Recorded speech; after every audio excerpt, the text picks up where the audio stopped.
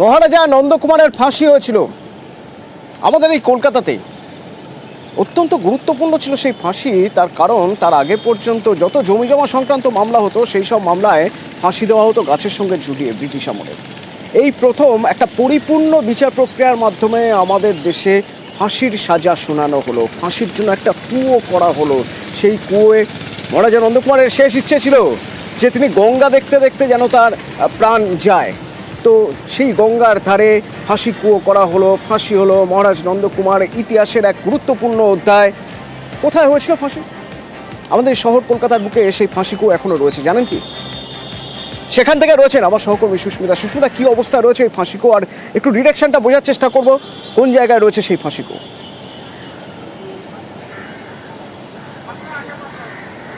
দেখো, বর্তমানে হেস্টিংস একেবারে বিদ্যাসাগর সেতু, সেই সেতুর একেবারে নিচে হেস্টিংসের যে অফিস রয়েছে, হেস্টিংস হাউস, সেই হাউসের একেবারে উল্টো দিকে মহারাজা নন্দকুমারের ফাঁসি হয় যে কুয়োতে, সেই কুয়ো এখনো পর্যন্ত রয়েছে। পিডব্লিউডি সেই কুয়ো খোঁড়া হয়েছিল যে জায়গায় 1975-এর 5ই আগস্ট, যে জায়গায় মহারাজা নন্দকুমারকে তার ইচ্ছা অনুযায়ী ফাঁসি দেওয়া হয়েছিল, সেই জায়গা এখনো পর্যন্ত একইভাবে রয়েছে। যে জায়গায় ফাঁসি দেওয়া হয়েছিল, ফাঁসির সরঞ্জাম, সেগুলো এখনো পর্যন্ত বর্তমান। কিন্তু সেই জায়গার কি অবস্থা? ছবি অন্য কথা বলছে। ইতিহাস বিজড়িত মহারাজা নন্দকুমারের ফাঁসির যে স্থান, সেই স্থান বর্তমানে নেশাখোরদের আখড়া, এমনটাই অভিযোগ করছেন এলাকাবাসীরা। এবং যারা স্থানীয় এখান দিয়ে নিত্যদিন যাতায়াত করেন তারা বলছেন, কুয়োর এই যে জায়গা যেখানে ঘিরে দেওয়া হয়েছে পিডব্লিউডির তরফ থেকে, কলকাতা পুরসভার তরফ থেকেও বেশ কিছুটা সহযোগিতা করা হয়েছিল যে জায়গা রক্ষণাবেক্ষণ করার জন্য, যে জায়গার তত্ত্বাবধানের এই মুহূর্তে সম্পূর্ণ ভার রয়েছে পিডব্লিউডির হাতে। সেই জায়গায় বর্তমানে সন্ধে গড়ালেই বা দিনের আলো একটু নিভলেই সেই জায়গা নেশাখোরদের দখলে চলে যায়। যে কুয়োতে তৈরি করা হয়েছিল, যে কুয়োতে মহারাজা নন্দকুমারের ফাঁসি হয়েছিল, সেই কুয়োর মধ্যে একের পর এক মদের বোতলের ছড়াছড়ি। শুধু তাই নয়, মহারাজা নন্দকুমারের ফাঁসির যে জায়গা, যেখানে পাঁচিল দিয়ে ঘেরা রাখা হয়েছে, সেই পাঁচিল ঘেরা জায়গার একেবারে সামনে যে ফুটপাত, সেই ফুটপাত এই মুহূর্তে ব্যবসায়ীদের দখলে, যারা উদ্বাস্তু রয়েছেন তাদের দখলে। কিন্তু এখানেই প্রশ্ন, তাহলে রক্ষণাবেক্ষণ কোথায়? সামনের ফুটপাত যদি ঝাঁট দেয় পিডব্লিউডি, তাহলে কেন ভিতর পরিষ্কার করে না? কেন পুলিশ প্রশাসন এই জায়গায় রাতে নজরদারি বাড়াচ্ছে না? এই জায়গা শুনশান থাকে এবং রাত বেরোলেই সেখান থেকে যাওয়া বেশ কিছুটা গা ছমছমে ব্যাপার, এমনটাও বেশ কিছু লোকজন বলছেন। এবং সেখানে নেশাখোরদের, গাঁজাখোরদের আখড়া এতটাই বেড়ে যায়, পরিমাণ এতটাই বেড়ে যায় রাত বাড়লে, ওই কুয়োর যে জায়গা ঘেরা রয়েছে সেই জায়গার পাশে, সেখান দিয়ে যেতেই সাধারণ মানুষের গা ছমছম করে, এমনটাও বলছেন সাধারণ মানুষ। এবং এখানকার যে কাউন্সিলর রয়েছেন তারা কি বলছেন একবার শোনা যাক। দেখভাল হয় না বলতে গেলে কি আছে, এখানে পিডব্লিউডি লোক নিজের ইচ্ছের মতন কাজ করে। এখানে রোজ সকালবেলা ঝাড় দিয়ে যায়, কিন্তু ভেতরে ঢোকে না। কেন দেয় না সেটা তো বলতে পারবো না। বাইরে ঝাড় দেয়, ভিতরে কোনোদিন ঝাড় দেয় না।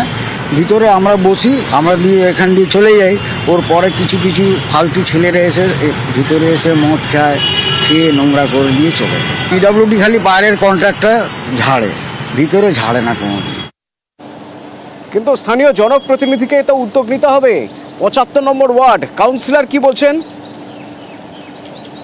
সাহেবের সঙ্গে কথা বলে অলরেডি আমাদের পেয়ারিং রিনোভেশন ভালো করে করার জন্য একটা ফাইল প্রসেস ছিল।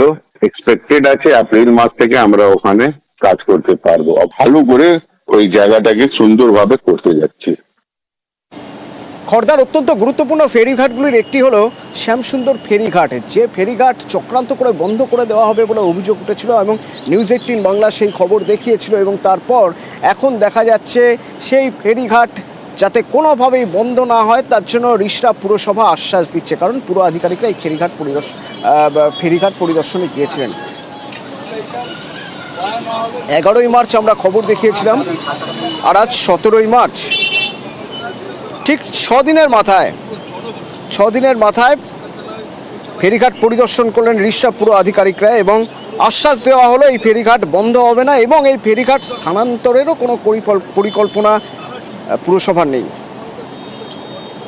কোনো মানুষ বা ইন্টারেস্টেড পার্সন সেটাকে করেছে, কিন্তু ফেরিঘাট এই ফেরিঘাটটা বন্ধ হচ্ছে। এই ঘাটটা কিছু সমস্যা হচ্ছে, যে কিছু সময়টা লো এব যখন থাকে, পার্টিকুলারলি মানে ভাটার সময়টা, এখানে যাত্রী সাধারণ যাতায়াত করতে পারছে না, ফেরিঘাটটা বন্ধ।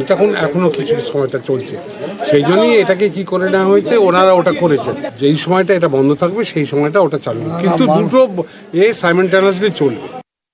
মানুষের যে এত পরিষেবা, বাংলা এই টোটোওয়ালা, অটোওয়ালা, রিক্সাওয়ালা, এদের পেট চলে না শুধু, সাধারণ যাত্রী, খদ্দের, প্রচুর যাত্রী যারা আমাদের এইখান থেকে এই খেয়াঘাট পার হয়ে ওই পারে যায় কাজ করতে, প্রচুর লোক ওই পারে কাজ করে এবং ব্যবসাও করে।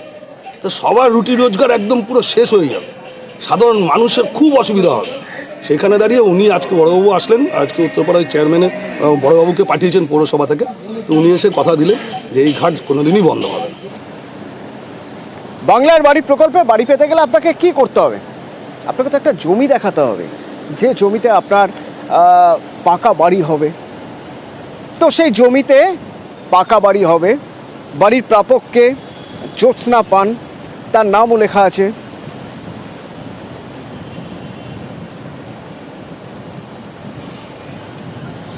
এবার একবার ভাবুন, এই জমিটা যদি পেট্রোল পাম্পের মাঝখানে হয়, মানে এই বাড়িটা যদি পেট্রোল পাম্পের মাঝখানে হয়, হতেই পারে, হবে, সেটাই তো স্বাভাবিক। তার কারণ এই যে জ্যোৎস্না পান, ইনি একজন পেট্রোল পাম্পের মালিকের স্ত্রী, আর পেট্রোল পাম্পের জমিটা দেখানো হয়েছে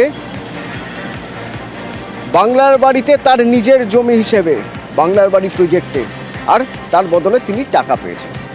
সুকান্ত রয়েছে আমার সঙ্গে। সুকান্ত, কোথাকার ঘটনা, কিভাবে ধরা পড়লো? দেখো তনুদা, পশ্চিম মেদিনীপুর জেলার চন্দ্রকোনার ক্ষীরপাই পৌরসভার 9 নম্বর ওয়ার্ড এলাকার ঘটনা। এই 9 নম্বর ওয়ার্ডেই রয়েছে একটি পেট্রোল পাম্প, যে পেট্রোল পাম্পের মালিক তার নাম প্রভাত পান, আর তার স্ত্রীর নাম জ্যোৎস্না পান। তিনি কিন্তু উপভোক্তা, তিনি এই হাউজিং ফর অলের বাড়ি পেয়েছেন, অর্থাৎ সরকারি প্রকল্পের বাড়ি পেয়েছেন। সেই বাড়িটি পেয়েছেন কোথায় না, নিজের স্বামীর পেট্রোল পাম্পের সঙ্গে লাগোয়া এই বাড়ি কিন্তু তৈরি হয়েছে। যেখানে দেখা যাচ্ছে সেই নিচুতলা বাড়ি থেকেও আবার দোতলা বাড়ি তৈরি হচ্ছে। এই নিয়ে কিন্তু অভিযোগ করছেন বিরোধীরা যে অনেক প্রাপক যারা পাওয়ার যোগ্য তারা কিন্তু পাচ্ছেন না। কিন্তু একজন পেট্রোল পাম্পের মালিক, শুধু পেট্রোল পাম্প নয়, এলাকার মানুষের দাবি তিনি প্রতিষ্ঠিত ব্যবসায়ী কলকাতার, এবং তারপরেও ক্ষীরপাইয়ের তার পেট্রোল পাম্প রয়েছে। তারপরেও কি করে তিনি তার স্ত্রীর নামে আবাস যোজনার অর্থাৎ সরকারি প্রকল্পের বাড়ি পেতে পারেন, এই নিয়ে অভিযোগ তুলছেন। কিন্তু পৌরসভার চেয়ারম্যান দুর্গাশঙ্কর পান তিনি অবশ্য বলছেন যে ওয়ার্ডের কাউন্সিলররা এই বাড়ি ক্ষেত্রে তারা কিন্তু প্রাধান্য পেয়েছে, তারা যাকে প্রয়োজন তাদেরকে বাড়ি দিয়েছেন। কিন্তু এই নিয়ে আমরা কিন্তু 7 নম্বর ওয়ার্ড, অর্থাৎ যেই ওয়ার্ডের বাসিন্দার এই প্রভাত পান, সেই 7 নম্বর ওয়ার্ডের কাউন্সিলর তথা ক্ষীরপাই পৌরসভার ভাইস চেয়ারম্যানের সাথে যোগাযোগ করি। তিনি কিন্তু অবশ্য পরিষ্কার জানিয়ে দিয়েছেন যে তিনি এই বাড়ি দেননি। তাহলে এই বাড়ি কোথা থেকে হলো? সুকান্ত, একটা বিষয় একটু স্পষ্ট হতে চাইবো, যে জমিতে, যে জমি দেখিয়ে বা যে জমির ভিত্তিতে কেউ আবাসের বাড়ি প্রকল্পের টাকা পায় এবং বাংলার বাড়ি প্রকল্পের টাকা পেয়ে বাড়ি তুলবে, যদি সেই জমি পেট্রোল পাম্পের জমি হয়ে থাকে, অর্থাৎ পেট্রোল পাম্প দেখিয়ে সেই জমি যদি কেনা হয়ে থাকে, সেই জমির মাঝখানে এই জমি দেখিয়ে আবাস প্রকল্পের টাকা পাওয়া যায়? একদমই অতন্দ্র, সেই প্রশ্নই আমরা করেছিলাম ওই পেট্রোল পাম্পের মালিক প্রভাত পানের কাছে। তিনি অবশ্য দাবি করেছেন যে পেট্রোল পাম্পের লাগোয়া ওই যে জায়গা, সেই জায়গাটি তিনি তার স্ত্রীকে লিখে দিয়েছেন, অর্থাৎ স্ত্রীর নামে ওই জমি রয়েছে। কিন্তু দেখা যাক তিনি কি বলছেন, একবার শুনবো। সুকান্ত, ক্ষীরপাই যে পেট্রোল পাম্প, এই তো আপনার না, আমার না, এটা সিসি পাম্প, এটা আমি একটা পার্সেন্টেজের মালিক। এর সাথেই আপনার একটা আবাস যোজনা বা মানে হাউজিং ফর অলের বাড়ি হয়েছে, যেটা আপনার স্ত্রীর নামে। যেটা স্ত্রীর নামে, সেটা স্ত্রীর নামে ছোট একটুকু জায়গা আমি তাকে ডোনেট করি। আমার যেহেতু বাড়ি মাটির বাড়ি ছিল, বর্তমানে তাও নেই, আমি বোনের বাড়িতে থাকি, সেহেতু আমার স্ত্রী এখানে একটা আবাস যোজনার বাড়ি পেয়েছে। অনেকে বলছে চেয়ারম্যানের ঘনিষ্ঠ, তার ফলেই পেয়েছেন। হ্যাঁ, চেয়ারম্যানের ঘনিষ্ঠ তো এটা সবাই জানে, আমার ব্লাড রিলেশন। কিন্তু চেয়ারম্যান কোনোদিনও আমাকে ঘর দেয়নি, দিয়েছে কাউন্সিলররা, অনেক ফসামত করে পেয়েছি। কি বলছে? খোঁজ নিয়ে জানলাম যে 9 নম্বর ওয়ার্ড থেকে ওর ওই বাড়ি বরাদ্দ হয়েছে। ওর নিজস্ব পুরনো বাড়ি আছে এবং মাটির বাড়ি, সেই বাড়িটাকে ও সংস্কার করবে বলে তখন আপিল করেছিল ওই ওয়ার্ডে। পরবর্তীকালে সেই ওয়ার্ড ওকে একটা বাড়ি অ্যালট করে, সেই মতোভাবেই ওকে দেয়া হয়। এবং টাইম টু টাইম আমাদের যা নিয়ম যে ধাপে ধাপে বাড়ি হবে, সেইভাবেই বাড়িটা তৈরি করেছে। কিন্তু বাড়ি তো কমপ্লিট হয়ে গিয়েছে, কারণ হাউসিং ফর ওলের বোর্ড পর্যন্ত লাগানো হয়েছে, কিন্তু সব টাকা এখনো পাইনি, মানে টাকাটা বাকি রেখেছেন ওই কারণে। কারণ আমরা বলেছি যে আমরা আর একটু খোঁজ খবর নেবো। আমরা যেটা জানতাম পুরনো বাড়ি ওর আছে এবং পরিত্যক্ত বাড়িটি ভগ্নদশা, সেইভাবেই ওটা দেওয়া হয়েছে।